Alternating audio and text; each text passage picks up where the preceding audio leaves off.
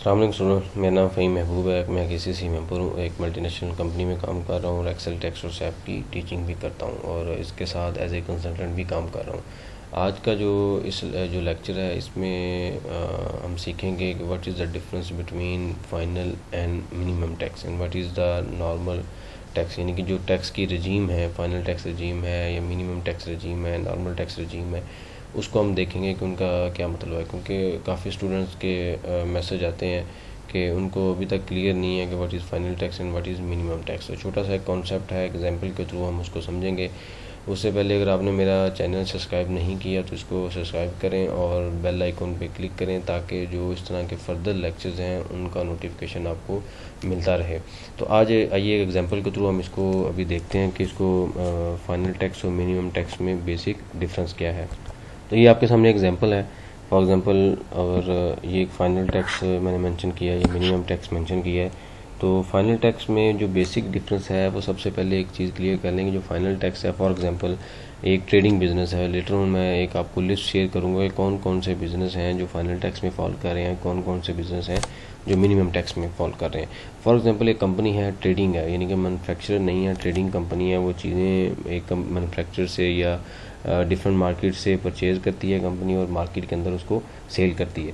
तो for example उसने एक कंपनी ने एक कस्टमर को अपने एक सेल की जिसकी वैल्यू थी 1 लाख रुपया, और उस कस्टमर ने क्या किया कि जो इनकम टैक्स था वो विदहल्ड नहीं किया। यानी कि हमने section 153 payments of goods services and contract में देखा था कि जब कोई भी कंपनी या कोई भी इंडिविजुअल या कोई भी AOP सप्लाई करता है, तो जब उसने उसकी पेमेंट रिसीव होनी है या किसी ने जब पेमेंट करनी है अपनी परचेज़ की, तो उसने एप्लीकेबल जो टैक्स रेट है उसके अकॉर्डिंगली उसका टैक्स विदहल्ड करना है। फॉर एग्जांपल ये कंपनी है और फाइलर है, तो इसका जो टैक्स रेट बनता था वो बनता था 4%।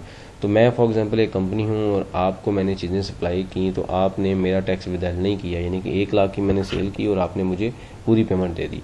दो सिनेरियो हैं फाइनल टैक्स में, तो हम दोनों को समझते हैं। पहला जो सिनेरियो क्या है कि मैंने आपको 1 लाख की सेल की और आपने मुझे पूरी पेमेंट कर दी। तो मैंने क्या किया, साल के एंड पे फॉर एग्जांपल मेरी सेल थी, मेरी ये कॉस्ट ऑफ सेल थी, मेरा ग्रॉस प्रॉफिट था, उसके बाद मेरे ये एक्सपेंसेस थे और ये मेरा नेट प्रॉफिट था। अब इस नेट प्रॉफिट के ऊपर हमने जो एनुअल इनकम टैक्स रिटर्न में कंपटीशन ऑफ कंपनी हमने जब देखा था, तो 3 क्राइटेरिया हम यूज़ करते थे। एक क्या था, मिनिमम टैक्स, यानी कि 1.5% या 17% ऑफ मैनेजमेंट अकाउंट्स या 29% ऑफ टैक्सेबल इनकम। ठीक है, इन तीनों में से जो हाई था वो हमने पे करना था। तो अब मिनिमम टैक्स अगर हम बात करें तो मिनिमम टैक्स बनता है 1.5%, वो बनता है 1500 रुपया। ठीक है, 17% 29% लेट से मैं अज्यूम करता हूँ कि जी मैनेजमेंट काउंट्स और जो टैक्स काउंट तो दोनों सेम थे, तो 29% अगर हम 10,000 का लें तो एग्जांपल है ये बनता है फॉर एग्जांपल 3,000 रुपया। ठीक है, और ये जो माउंटेन है ये भी 3,000 बनती है। ठीक है, अब जो 17,000 है वो यानी कि 29% 3,000 बनता है, सॉरी 29% 3,000 बनता है, और जो 17% लेट से वो बनता है 1,700। ठीक है, इन तीनों में से जो हाई था वो हमने पे करना था। तो इस केस में कौन सा हाई है, 3,000, तो ये हमने पे करना है। ठीक है, तो ये उसके यानी कि रजीम उसकी इस कंपनी की वही है। इस कंपनी की जो प्रिंसिपल बिजनेस एक्टिविटीज़ हैं वो यही हैं कि इसने जब मार्केट में ट्रेडिंग करनी है तो ये फाइनल टैक्स में फॉल करती है।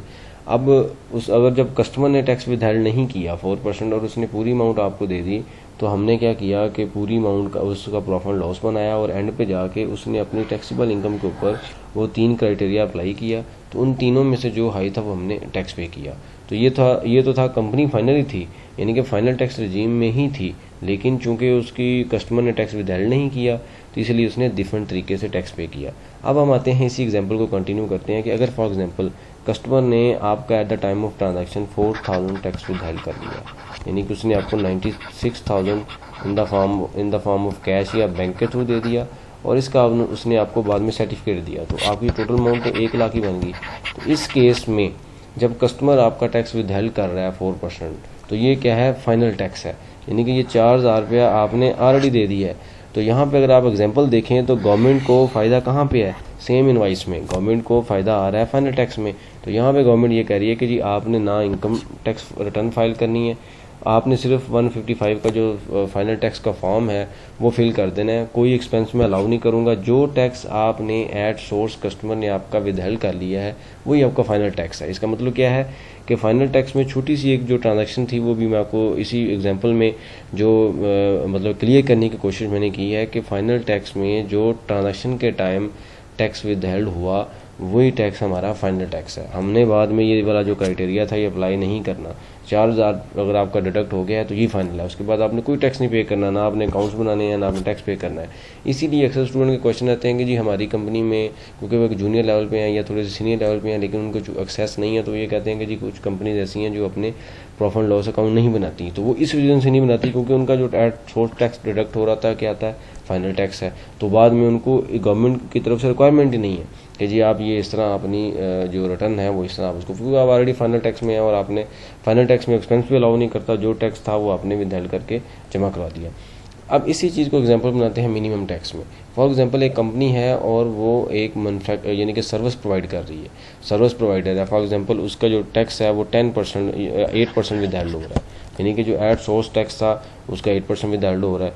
तो इस केस में क्या है कि जी 1 लाख रुपये उसी तरह सेल थी, ये मैंने मेंशन कर दिया, 70,000 उसकी कॉस्ट थी, ग्रॉस प्रॉफिट आ गया 30,000, एक्सपेंस थे लेट्स से 20,000 के, ठीक है, और 10,000 उसका प्रॉफिट था।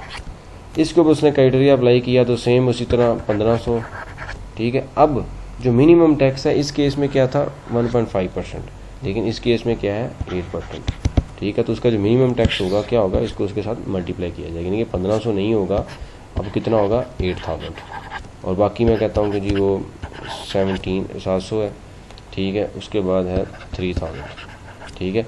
इनमें से जो है उसने पे करना है, तो उसमें से कौन सा है, ये टैक्स आई है।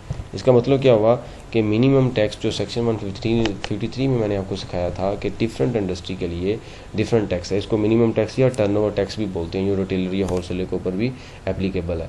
यानी कि अगर किसी की इनकम 10 मिलियन या मिनिमम का भी थोड़ा सा मैं कॉन्सेप्ट दे देता हूँ कि अगर किसी की इनकम जो AOP है या बिजनेस इंडिविजुअल है उसकी जो इनकम है वो 10 मिलियन से ऊपर है एक साल की, तो उसने मिनिमम टैक्स पे करना है। तो हमने सेक्शन 147 में ये चीज़ सीखी थी। तो एडवांस टैक्स किसने पे करना था कि अगर लास्ट ईयर की जो टैक्सीबल इनकम है किसी भी बिजनेस इंडिविजुअल की या AOP की, अगर कोई टैक्सीबल इनकम 1 मिलियन है तो उसने एडवांस टैक्स भी जमा करवाना है।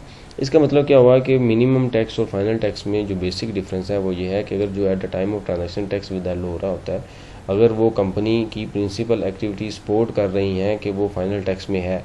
अब यहाँ पे आप देखें तो ये eight the time of transaction ये भी टैक्स विदहेल्ड हो रहा है, लेकिन उसने इनको फाइनल टैक्स में नहीं किया। उसने कहा अगर आप सर्विस प्रोवाइडर हैं तो आप फाइनल में नहीं है, मिनिमम में। लेकिन अगर ट्रेडिंग कंपनी है और लोकली चीज़ें बाई करती है, लोकली सेल कर रही है, तो वो किस में फॉल कर रही है, फाइनल टैक्स में।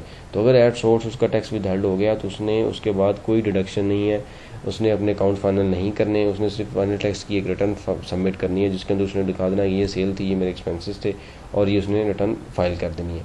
तो ये कॉन्सेप्ट था। अब आता है कि जी अगर उसने एक कंपनी है तो फाइनल टैक्स में लेकिन उसका टैक्स विदहेल्ड नहीं हुआ तो फिर उसने ये क्राइटेरिया अप्लाई करना है। अब अक्सर स्टूडेंट का क्वेश्चन आपके जहन में ये आ रहा होगा कि जब वो है ही फाइनल टैक्स में तो उसने 4% यहाँ पे क्यों नहीं दिया।